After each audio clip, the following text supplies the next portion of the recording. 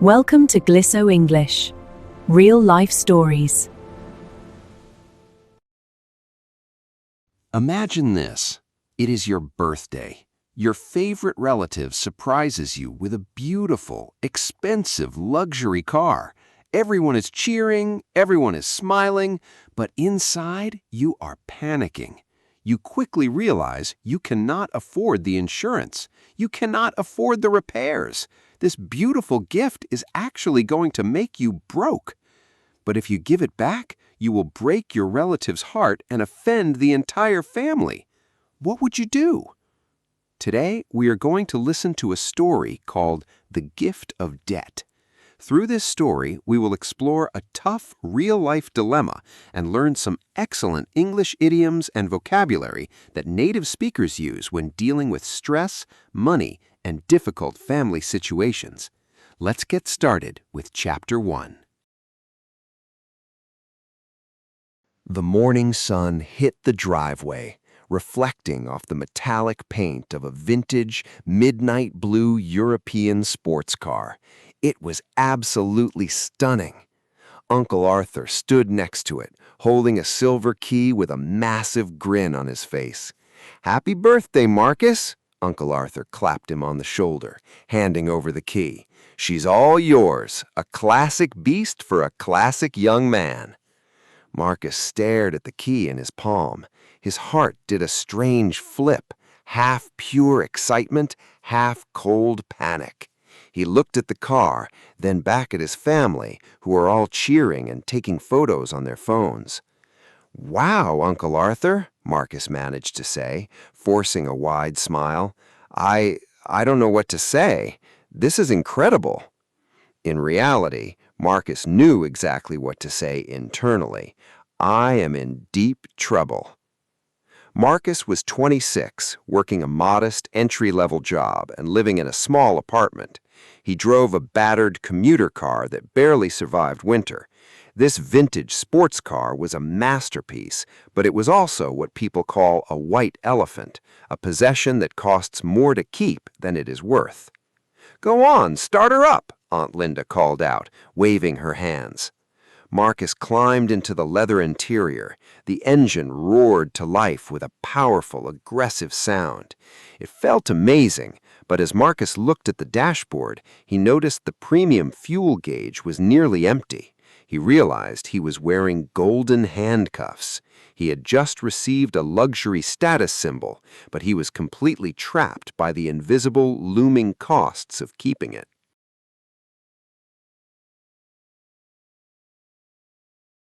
2 days later, Marcus sat at his kitchen table with a pile of paperwork. The initial excitement of owning a vintage sports car had completely faded. In its place was a heavy, sinking feeling in his stomach. He had just called 3 different insurance companies, and every single phone call had given him severe sticker shock. Because the car was a rare foreign import, ordinary insurance would not cover it. The cheapest premium he could find was 3 times higher than what he paid for his old commuter car. Marcus stared at his monthly budget spreadsheet, his eyes wide with disbelief.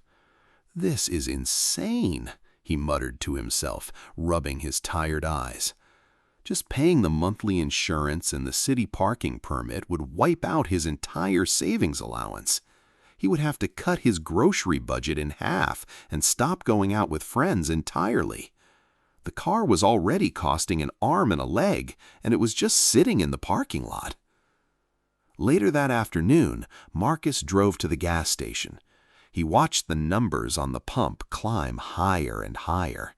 The car demanded premium high-octane fuel, which cost significantly more than regular gas.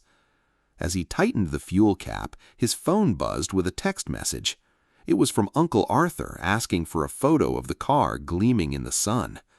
Marcus took the photo and sent it with a smiling emoji, but his hands were shaking. He was completely broke, trapped by a gift he could not afford to drive, and utterly unable to say no.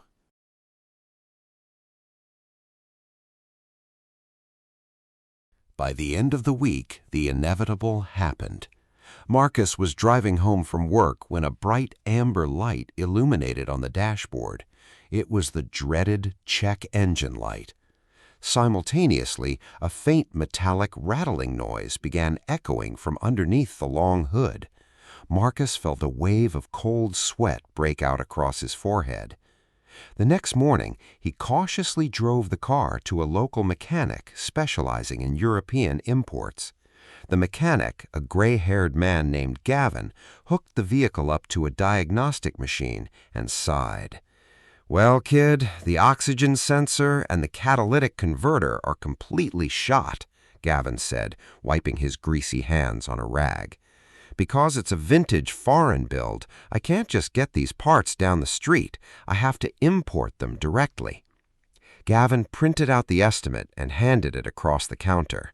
Marcus looked at the total number at the bottom, and his jaw dropped. The repair cost was more than he earned in an entire month at his entry-level job. It felt exactly like he was pouring his hard-earned money straight down the drain. Desperate to avoid putting the massive bill on a credit card, Marcus decided to leave the car parked and take the city bus to work instead. On Tuesday, as he was standing in the rain waiting for the transit bus, his phone rang. The caller ID showed Uncle Arthur's name. "Marcus, my boy," Uncle Arthur's booming voice echoed through the speaker.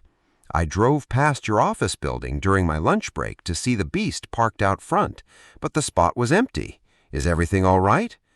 Marcus swallowed hard, trapped in a corner, struggling to invent a lie that would protect his uncle's pride.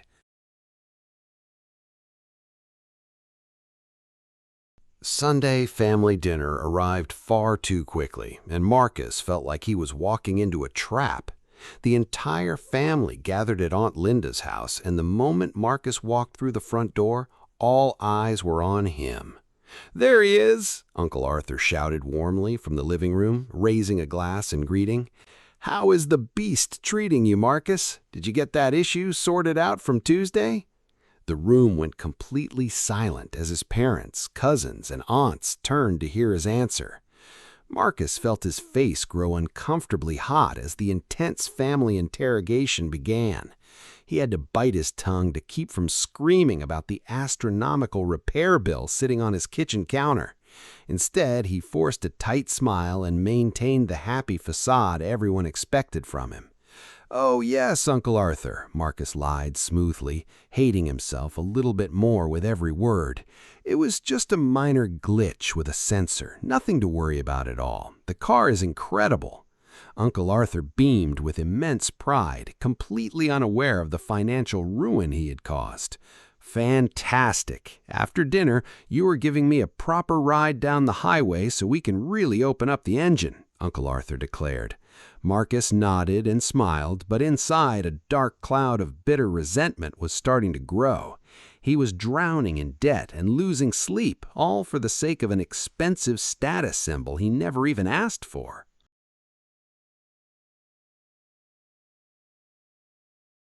Late that night, Marcus sat in front of his glowing laptop screen, driven by pure desperation. He opened an incognito browser window and began researching ways to get rid of the car without his family ever finding out. He looked for any legal loophole or clever scheme that could save his collapsing finances. First, he considered selling it quietly to an out-of-state collector, hoping the distance would keep it a secret. But as he scrolled through vintage automotive forums, his heart sank. He saw a recent post from Uncle Arthur proudly sharing photos of the car and tagging Marcus in it.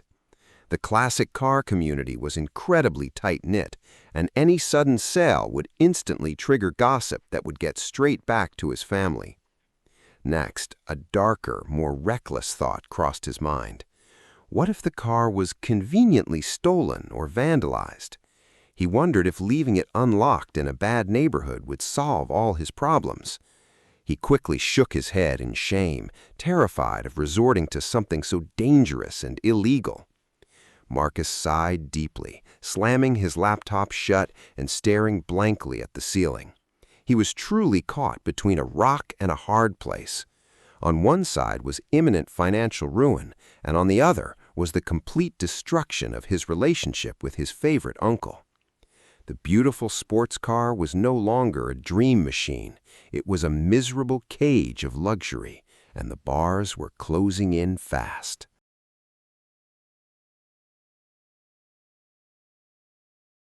The morning of his biggest work presentation, Marcus's old commuter car refused to start.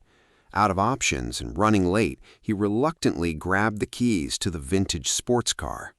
Halfway to the office, a loud, terrifying explosion echoed from the rear of the vehicle. The steering wheel jerked violently as a major tire blowout occurred on the highway. Marcus managed to steer the car safely to the shoulder, his heart pounding wildly against his ribs. He was completely stranded on the side of the road. He quickly looked up the cost of a replacement vintage tire on his smartphone. The price was outrageous, and he literally did not have the money left in his bank account to pay for it. As the minutes ticked by, he realized he was going to miss the crucial meeting at work. He had to call his boss and explain why he was absent, facing severe professional consequences. Sitting on the guardrail in the cold wind, Marcus finally reached his absolute boiling point. The crippling anxiety, the empty savings, and now a damaged career were too much to bear. This latest disaster was the straw that broke the camel's back. He could no longer afford to protect Uncle Arthur's fragile ego at the expense of his own life. He stared at the useless luxury car, knowing a painful choice had to be made immediately.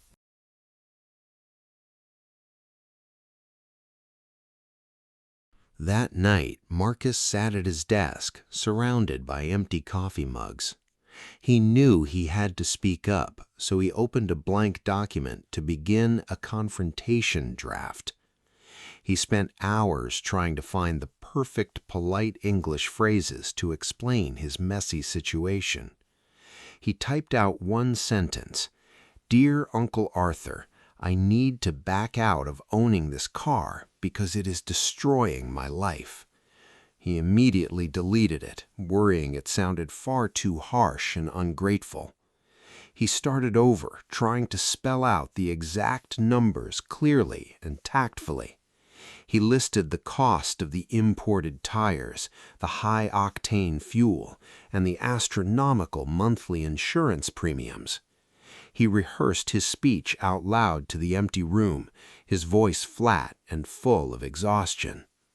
"Uncle Arthur, I know you never meant to let me down, but I cannot keep up with this vehicle." An intense internal struggle kept him awake as the clock ticked past 3 in the morning. He was deeply terrified of being labeled the ungrateful nephew by his entire tight-knit family. Yet the very real fear of impending bankruptcy was becoming much too big to ignore. He finally closed his laptop, realizing that a written message would never be diplomatic enough. He needed to look his uncle in the eye and tell him the honest truth. The next evening, Marcus sat across from Uncle Arthur at a quiet corner table in a local coffee shop. His hands were tightly clenched around a warm mug, and his heart was beating uncomfortably fast. On the table between them lay the silver car key alongside a neatly printed folder of unpaid repair estimates. "Uncle Arthur, I asked you here because we need to clear the air," Marcus began, his voice trembling slightly. He took a deep breath and bravely displayed the raw vulnerability he had been hiding for weeks. He laid out the harsh financial reality with absolute honesty, explaining how the costs had completely wiped out his savings. Uncle Arthur listened in complete silence, staring at the massive numbers on the repair bills with wide eyes. For a long moment, Marcus braced himself for an explosion of anger or deep disappointment. Instead, Uncle Arthur simply let out a long, slow sigh and shook his head in disbelief. "Marcus, my boy, I had absolutely no idea," Uncle Arthur said softly, looking genuinely shocked. He confessed that he had completely forgotten the heavy financial burden of maintaining such a fussy, imported vehicle. There had been a massive misconception between them. Uncle Arthur truly believed he was helping his nephew succeed, not pushing him toward bankruptcy. As Uncle Arthur reached across the table and gently pushed the folder aside, Marcus felt an incredible wave of relief wash over him. The worst was finally over, and the truth was out in the open at last.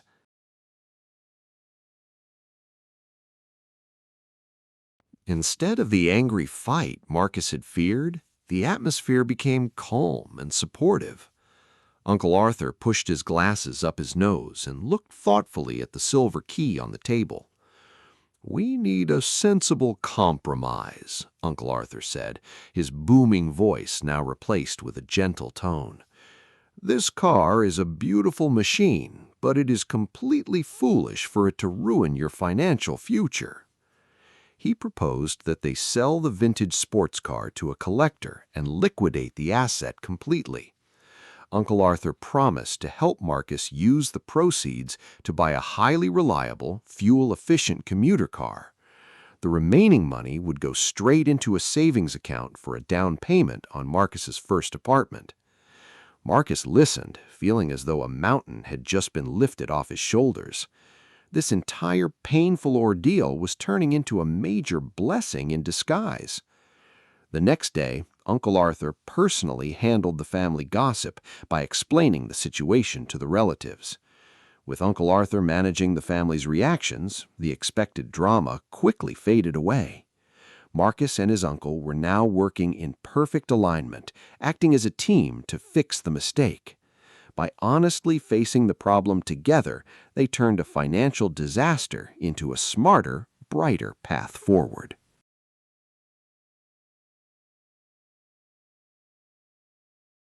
Three weeks later, the vintage sports car was officially sold to a collector who could actually afford its high upkeep. Marcus now sat behind the wheel of a modest silver sedan that was incredibly reliable and cheap to run. As he drove home from work, he glanced at the fuel gauge, which showed a nearly full tank of regular, affordable gas. For the first time in months, his bank account was steadily recovering, and the constant financial panic was gone. He felt an overwhelming sense of freedom and true peace of mind. That evening, Marcus invited Uncle Arthur over to his apartment for a simple home-cooked dinner. There were no expensive status symbols between them anymore, just genuine conversation and lots of laughter. Marcus realized that this difficult ordeal had taught him the importance of learning how to live within your means. More importantly, he learned that setting honest boundaries with family doesn't destroy relationships, it actually strengthens them. By choosing honesty over appearances, Marcus had saved his finances and deepened his bond with his uncle. He parked his affordable car, stepped inside, and welcomed Uncle Arthur with a warm, confident smile. The gift of debt was gone, and Marcus was finally in the driver's seat of his own life. And that is the end of Marcus's story. He learned that an expensive gift isn't really a gift if it takes away your peace of mind. By choosing honesty over appearances, he saved his finances and built a stronger, more authentic relationship with his family. Thank you so much for listening to this episode. I hope you enjoyed following Marcus's journey and learned some valuable new English expressions along the way. You can find the vocabulary of the story down below in the description box. Now, I have a question for you. What would you do if a relative gave you a gift you could not afford? Would you keep it to protect their feelings, or would you speak up right away? Let me know your thoughts in the comments below. If you want to keep improving your English listening skills with more real-life stories, make sure to hit the like button and subscribe to the channel. See you in the next story. Goodbye.